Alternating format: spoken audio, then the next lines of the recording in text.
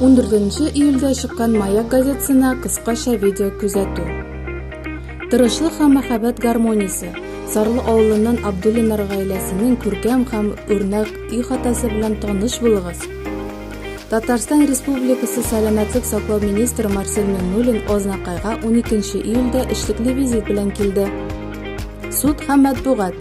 Азнакай шәһәр судында «Маяк» газетасы җирле радио һәм телевидение журналистлары катнашында чираттагы түгәрәк өстәл узды.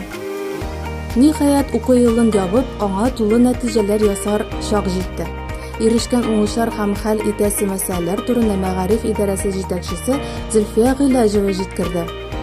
Ирек Мәхмүд улы Әхмәтовның бар хезмәт юлы авыл хуҗалыгы һәм табигать белән бәйле.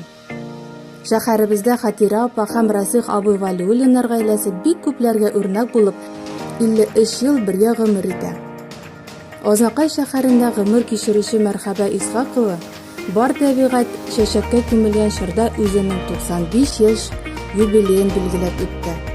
Шулай ук «Маяк» газетасының бу санында гына гаджетларны мошенниклардан ничек итеп саклау, табышлы итеп сатып алу киңәшләре, һава торышы фаразлары, тәбрикләүләр, реклама һәм башка бик күп материаллар бары тик «Маякның» җомга санында гына укып белеп була.